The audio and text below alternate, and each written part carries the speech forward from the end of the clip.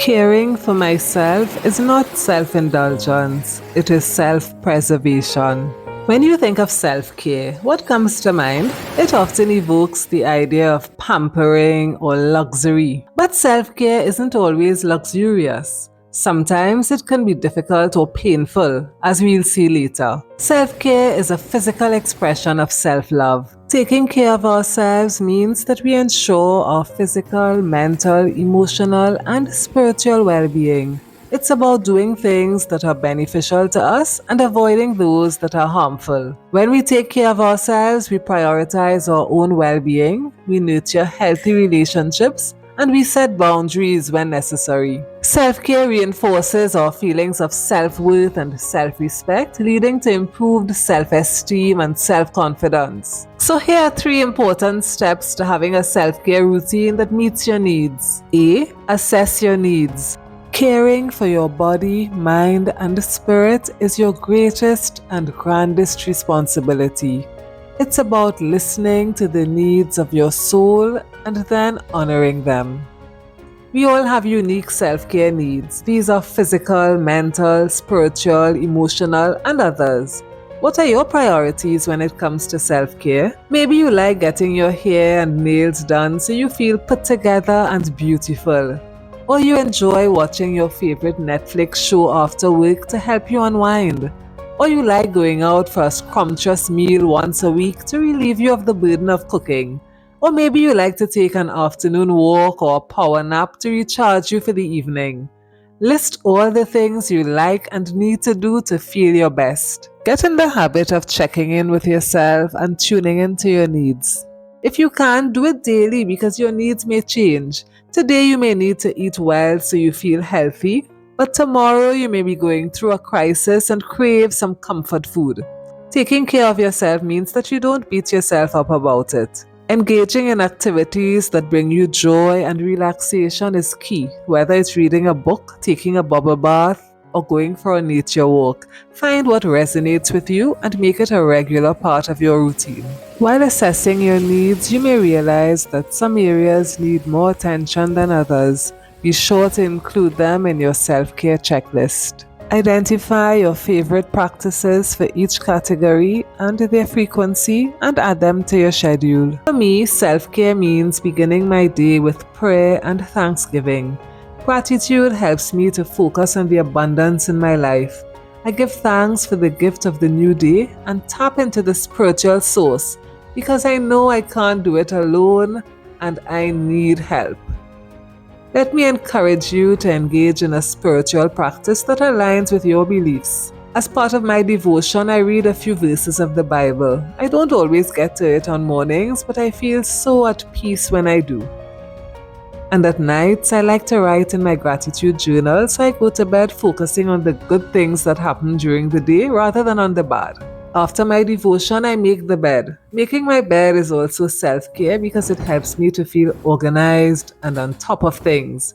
An unmade bed and a disorganized space affect my peace of mind and productivity, and it just takes a few minutes, so I do it right away.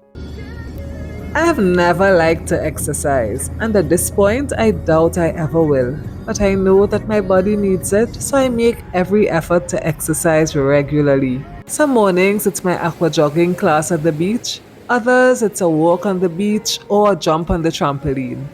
Previously, I did a bit of weightlifting, but haven't done any recently, so I need to get back on track. We lose muscle as we age and we need that muscle strength. It's crucial to listen to your body and give it what it needs to thrive. This can be as simple as staying hydrated throughout the day or indulging in nourishing meals that fuel your body and mind. Review your plan regularly because your needs will change. B. Be intentional about your well-being. Self-care is a deliberate choice to gift yourself with people, places, things, events, and opportunities that recharge our personal battery and promote whole health, body, mind, and spirit. Life is busy and other things get in the way of our self-care because it never seems quite as important or urgent as the other matters. But we have to plan to do the things that nurture us. We have to prioritize and show up for ourselves. In Stephen Covey's bestseller, The 7 Habits of Highly Effective People, the seventh habit is sharpening the saw. And this means preserving and enhancing the greatest asset you have, you. It means having a balanced program for self renewal in the 4 areas of your life: physical, social, emotional, mental, and spiritual. In the past, I was notorious for my snacks. Years ago, when shopping, my caddy would be full of processed snacks. Once I had snacks, you could keep your food. But as I've grown older, I've become more intentional about what I eat. If I don't have healthy options on hand, I'll buy food, and sometimes I don't make the healthiest choices. So now I plan my menus and I go grocery shopping for the items that I'll need.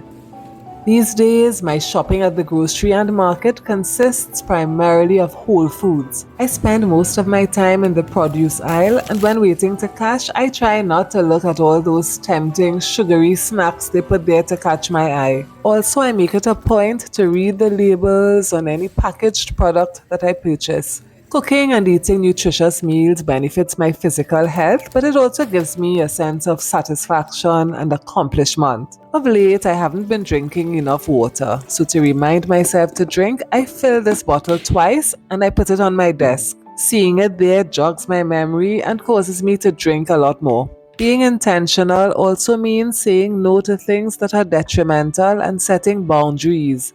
Sometimes, to take care of ourselves, we have to let someone else down. It's not easy, especially if you are compassionate and a people pleaser. But we have to prioritize our own needs and then we can take care of others. C. Call yourself out. Self-care is not just about indulgence. It can be quite unpleasant at times. Sometimes it requires self-control and self-discipline so we can get out of our own way and protect ourselves from harm. Having the odd treat probably won't harm us, but indulging in sugary treats with every meal may eventually catch up with us. Sometimes instant gratification can affect our long-term health.